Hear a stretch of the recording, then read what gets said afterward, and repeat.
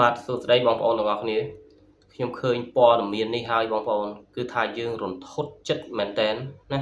គឺរន្ធត់ចិត្តអាណិតទៅលើករណីមួយនេះមែនតើណាដោយសារម្ដាយបង្កើតណាហ៊ានលើកដៃធ្វើបាបកូនខ្លួនឯងអាយុទើបតែ4ខែទេបងប្អូនរហូតដល់បាត់បង់ជីវិតហើយដើរតួកំសត់ណាសម្ដែងជាហូរទឹកភ្នែកស្រក់ទឹកភ្នែកយំស្ទួញសោកស្ដាយស្រណោះកូនស្រី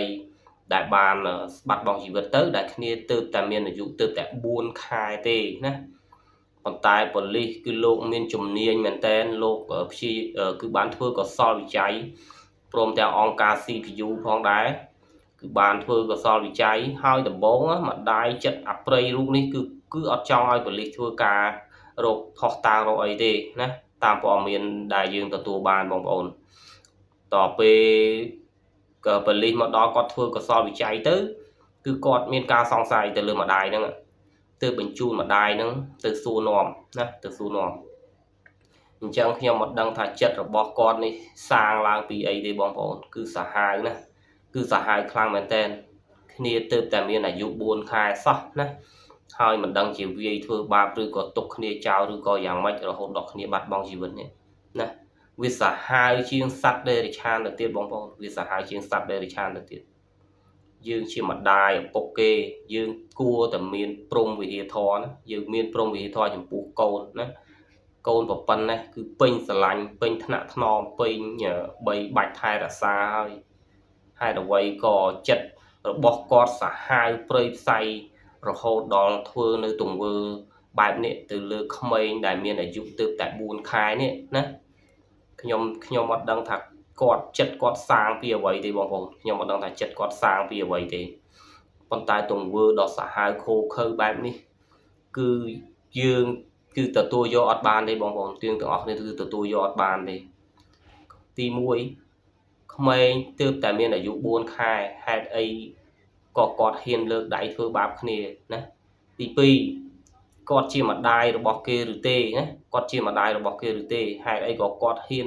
លើកដៃធ្វើរឿងនេះអស់នេះទៅរួចណាខ្ញុំអត់ដឹងថាចិត្តរបស់អ្នកឯងសាងពីអ្វីទេ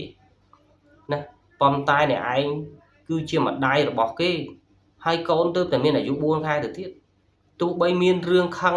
នរណាម្នាក់ឬក៏មានរឿងបញ្ហាគ្រួសារបែបណាក៏ដោយអ្នកឯងក៏មិនត្រូវធ្វើអញ្ចឹងដែរបើអ្នកឯងអស់លទ្ធភាព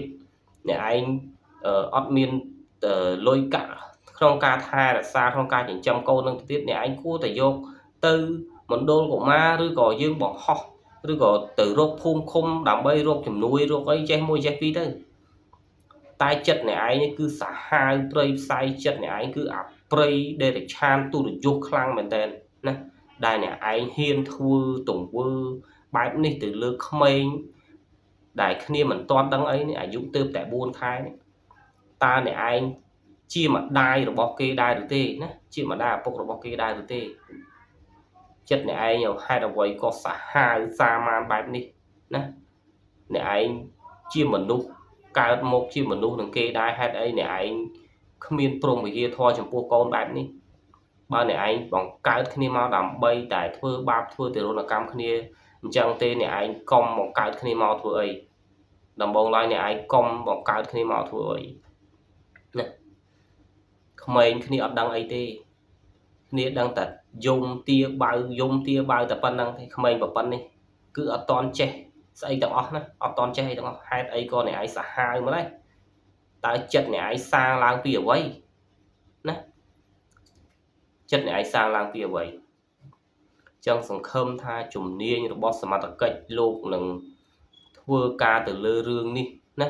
ហើយត្រូវយកជនដៃដល់នេះទៅផ្ដន់ទាទោសឲ្យស័ក្តិសម